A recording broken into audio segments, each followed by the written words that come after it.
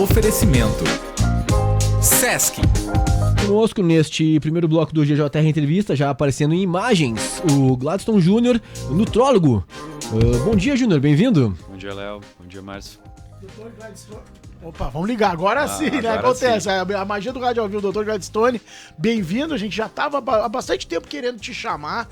Tu é um dos caras muito citados aqui na nossa região pelo teu trabalho que tu faz. Primeiramente, parabéns mesmo. Legal. Que bom que vocês têm um bom referencial do meu trabalho, né? Já faz um tempo que eu tô aqui na Serra, tem 5 anos que eu moro aqui e trabalho aqui.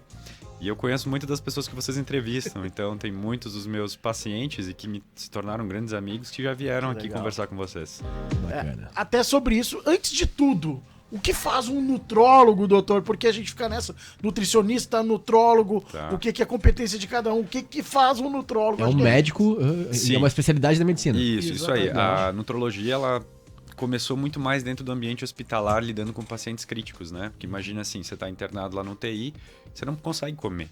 Como é que a gente vai nutrir essa pessoa? Então começou ali, né? Fazendo a nutrição parenteral, que é aquela onde o alimento vai direto dentro da veia do paciente. Só que foi ganhando espaço no ambiente ambulatorial, que é onde atualmente eu atuo mais. Então o que a gente faz diferente do nutricionista, né? A gente lida, sim, com as doenças relacionadas à alimentação, tanto as deficiências nutricionais, quanto, às vezes, uma correção de uma doença como um diabetes, hipertensão, mas também a gente pode tratar com medicamentos, coisa que o nutricionista pode apenas suplementar. E existem também diferenças da quantidade de suplementos que cada um pode prescrever. Nós temos uma liberdade um pouco maior de prescrição, mas o trabalho do médico, nutrólogo, ele não anula o trabalho do nutricionista, tá? Isso é algo que eu quero deixar bem claro, porque normalmente quem vai consultar comigo sempre tem um nutricionista junto na equipe. Claro, eu conheço vários profissionais aqui excelentes que me receberam muito bem, nutricionistas tanto de Canela quanto de Gramado, e a ideia é sempre compartilhar o cuidado. Eu fico mais atento a alguns aspectos, a questão de volume alimentar, objetivo, que precisa melhorar metabolicamente. Com o auxílio da nutricionista, a gente monta um plano nutricional, né? E aí esse paciente vai se adequando ao longo do tempo.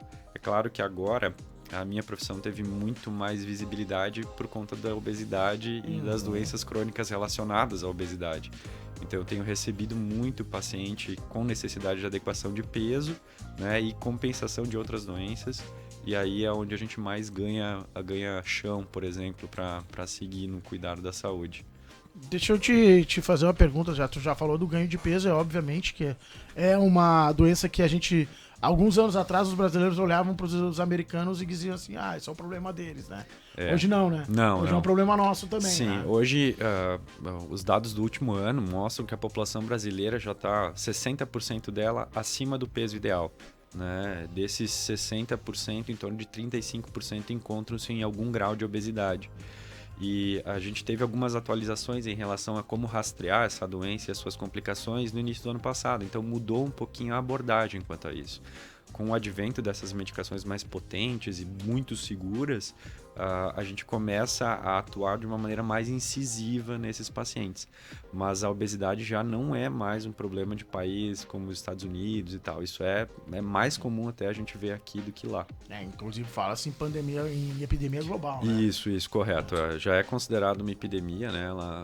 Já na década de 80 começou a chamar a atenção da Organização Mundial da Saúde e agora foi crescendo ainda muito mais. O que tu atribui, por exemplo, aqui ao Brasil, doutor, momento atual? Muita gente fala de questões também psíquicas, como ansiedade, outras enfermidades da mente, né? Sim, tem muito a ver mesmo? Sim. A gente nunca sabe se foi a obesidade que levou o paciente a desenvolver algum distúrbio psiquiátrico ou a doença psiquiátrica fez o paciente ficar obeso. A gente sabe que doenças como a depressão ou propriamente a ansiedade alteram o comportamento alimentar das pessoas. Então a gente fica nessa balança, poxa, quanto foi a depressão, quanto o paciente era obeso. E sim, mais de 50% dos pacientes que estão em tratamento para obesidade têm alguma doença psiquiátrica não diagnosticada. Então a abordagem do cuidado da saúde, poxa, tem que emagrecer, legal, mas como está o teu psicológico? Será que foi isso que te fez engordar? Será que se a gente melhorar o teu psicológico, você não emagrece? Entende? Então essa ligação é muito forte. Interessante, né? Tudo é interligado. Né? Claro que sim. Totalmente. A outra questão, doutor, o sono. Vamos indo, porque né, eu já tô fazendo uma pré-consulta aqui, tá? Isso, legal, vamos lá. Falamos dele, inclusive, aqui, relacionado ao alto nível dos atletas que estão agora na Copa. Né? Depois eu até quero ir para esse lado esportivo também, né? Eu sei que tu faz um trabalho bem legal nisso. O sono, né? Muita gente diz assim, eu durmo 5 horas e tá bom para mim. Tá. Outra gente diz, eu preciso dormir 8 horas. Tem alguma fórmula de bolo ou é muito individual mesmo? Não, isso é bem individual, tá? Antigamente se tinha essa visão de que 8 horas de sono era o que todo mundo precisava, tá? O que a gente sabe atualmente é que a qualidade desse sono vale muito mais do que as horas dormidas. Então imagina um paciente que tem apneia do sono ou ronca muito. Esse cara pode até dormir 16 horas, só que o sono dele nunca vai ser reparador. Agora, tem pessoas que com 5, 6 horas de sono, assim, bem dormido, aquele sono profundo, sono REM, ele tem uma recuperação completa. Então, ele não precisa daquele tempo. O que a gente usa de parâmetro é como você acorda.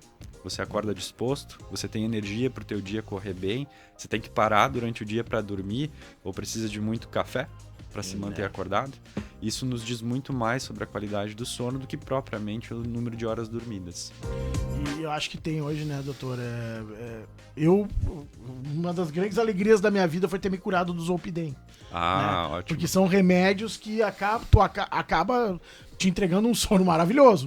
Não. Porém, as consequências são muito Ele cobra muito o preço. ruins, Né? Antes mesmo das drogas Z, que a gente chama, né, o Zolpidem, Zopiclona, que são medicamentos muito prescritos atualmente, a gente tinha os benzodiazepínicos, Rivotril, diazepam, e o efeito era basicamente o mesmo. Você dorme, mas o efeito sobre o sono profundo, ele fica comprometido. Então, você realmente dorme ali um sono bom, induz bem o sono, mas ele nunca chega a ser aquele sono reparador. E aí a gente tem um problemão depois na retirada, porque cursa com abstinência, aí a pessoa não dorme, fica mais ansiosa. Então, quando a gente tenta pensar na higiene do sono, a gente tem que mudar todo o comportamento, desde a hora que a pessoa larga o celular antes de dormir, o que ela come, o horário que ela para de tomar chimarrão ou café. Isso vai influenciar muito na qualidade desse sono aí. Telas, né, que é uma coisa muito comum, né? Às vezes o pessoal fica, né, até mais tarde, se não no celular, vendo TV, vendo série, vendo filme, aí desliga e vai dormir. Geralmente não funciona Isso muito bem. vai impactar inevitavelmente. Vocês conhecem melatonina, né? Sim. A melatonina é o hormônio do sono. Ele acontece uma liberação gradual. Então ela começa a liberação final do dia ali por volta das 6, 7 horas da noite, que é quando a gente tem o entardecer e a redução da iluminação azul, da cor azul, tá? Que é o que o pessoal diz, poxa, né? Tem filtro de azul hoje em dia em tudo, mas tem uma razão. O segundo pico acontece na madrugada. Se você fica com a TV ligada ou o celular o tempo inteiro, você começa a inibir esse pico de final de tarde e ele começa a se atrasar para a noite. E às vezes não dá tempo de você atingir aquele segundo pico que faz você entrar no sono REM.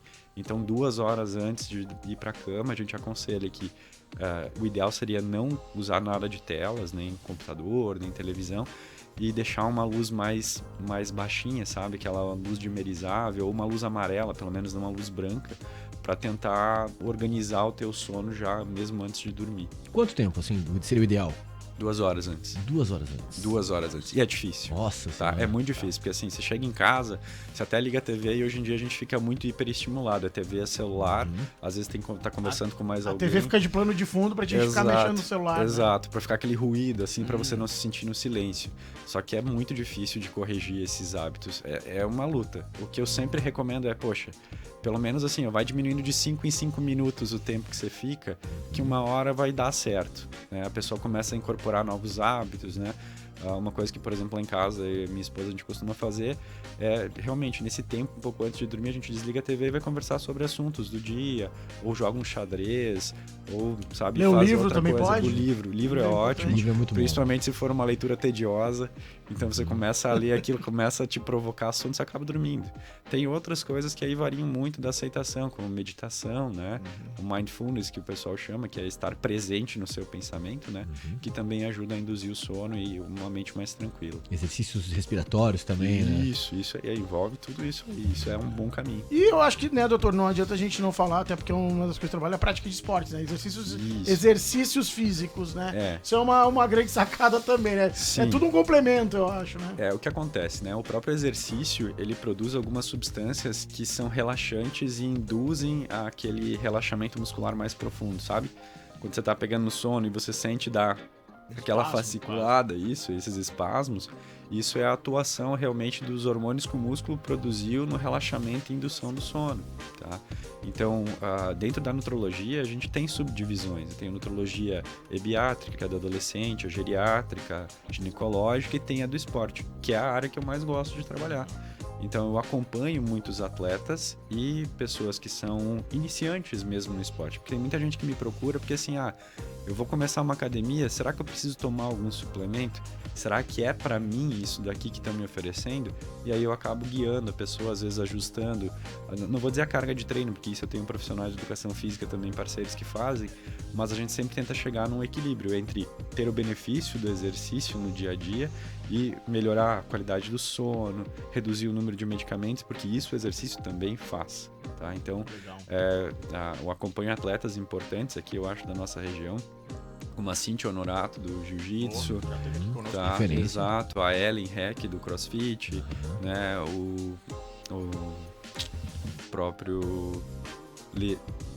Poxa, meu vizinho, esqueci o nome dele agora, que ele é do Jiu-Jitsu também, né? Que ele é um cara grande aí, forte pra caramba, ele luta sempre acima de 100 quilos. Poxa, me fugiu o nome dele agora, me desculpa.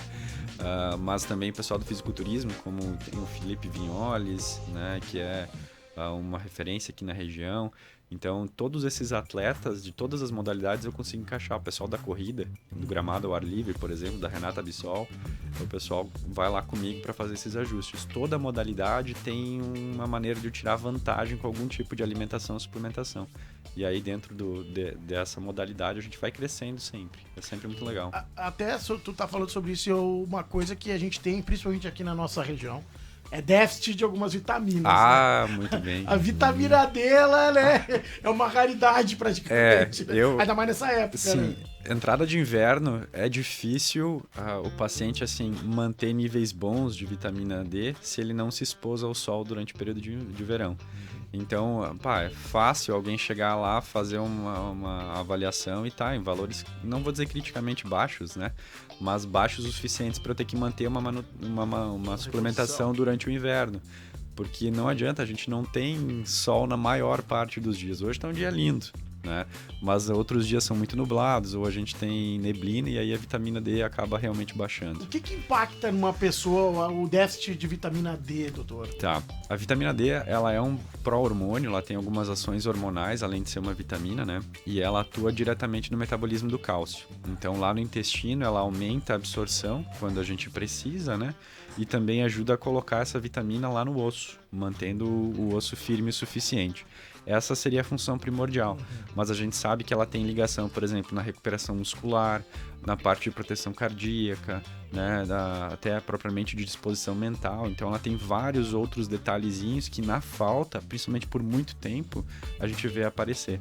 E existem algumas deficiências congênitas de vitamina D, né, como o raquitismo. O raquitismo é uma pessoa que ou não produz, ou a produção de vitamina D está comprometida desde o nascimento. Então tem malformações ósseas, tem alterações metabólicas, todas decorrentes propriamente da falta dessa vitamina D. Se fôssemos seguir assim uma receita de bolo, né? Quantos minutos por dia pegar um solzinho para ter esse contato de vitamina D e abastecer essa suplementação? Se você conseguir pegar em torno de 5 minutos de sol por dia numa área razoável exposta, né, por exemplo, braços, até o rosto, né, num período onde a incidência solar de raios UVA e UVB são um pouco maiores, né, então das 10 às 3 da tarde, é o suficiente. Então comer aquela bergamota pós-almoço... Aquela lagarteada. Exato. Popular lagarteada isso faz aí, bem, né? Isso aí é excelente. Eu sempre recomendo que faça isso. Pô, tem um solzinho, vai lá, come uma fruta no sol ali, pô, você já vai repor alguns nutrientes com vitamina C, algumas fibras e ainda vai fazer um pouquinho de vitamina D no sol ali, que é muito importante. Legal. Olha o que a gente já aprendeu hoje. Ó, vocês todos aí podem fazer um pix pro doutor. Isso, pro doutor Gladson, a consulta que a gente fez aqui, né? Eu não posso dizer que eu fiz uma consulta coletiva, vai contra os princípios da brincadeira. Mas muito esclarecedora a entrevista. E pra fechar, uma dúvida minha de leigo, né? Exercício um pouco antes de dormir, ou quanto tempo antes de dormir é o ideal evitar a prática de exercício? Tem algumas pessoas que ficam hiperestimuladas com exercício, tá? E outras relaxam muito, então tem que ver como é que encaixa isso na tua rotina. Se, por exemplo, tem pessoas que ficam mais estimuladas, eu recomendo sempre fazer pela manhã, porque daí o dia rende mais. Eu sou o contrário, eu preciso fazer à noite, porque depois do exercício eu relaxo muito. Então eu fico muito mais tranquilo, muito mais calmo e o meu sono melhora. Mas o benefício geral pro sono e tal, antes de dormir, é igual. Se você fizer de manhã ou fizer de noite, você vai dormir legal. Entendi. A minha dúvida é porque eu gosto muito de fazer à noite, até pouco antes de dormir, porque me abre as vias respiratórias e aí, consequentemente, respirando melhor, consigo dormir melhor. E também acho que dá aquela relaxada final, Isso aí. Pode treinar. Não tem um limite. Se você quiser fazer, chegar em casa, tomar um banho e ir pra cama, tá ok. Você pode fazer que vai te ajudar. Doutor, a gente tá te escutando aqui, muita gente quer saber um pouco mais da tua rede social também, aonde que as pessoas podem te encontrar daqui a pouco pra se consultar, se identificou com alguma situação ou até mesmo quer ter melhor qualidade de vida, né? Sim. Eu tenho um consultório ali em Gramado, fica próximo ao Lago Ritabir, tá na Clínica Venere, tá?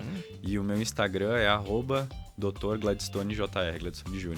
É bem fácil de me achar e se pesquisar no Google também o meu nome é um dos primeiros que aparece, não tem muitos Gladstones por aí, então vai ser fácil de achar. Tem o link para marcação de consulta lá também. Show de bola. Excelente, olha, muitas consultas deverão vir aí, porque realmente foi muito interessante a nossa entrevista de hoje, né? Esperamos que o doutor possa nos brindar novamente com muitas outras vindas aqui na rádio. Vamos marcar, já tá intimado, inclusive. Perfeito, eu venho sim, sem dificuldade nenhuma. Legal demais, uma conversa muito agradável. 8h23, obrigado, doutor Gladstone Júnior. A gente vai pro rápido intervalo, na sequência estamos de volta aqui na Clube 885, muito mais que rádio. Grande Jornal Regional.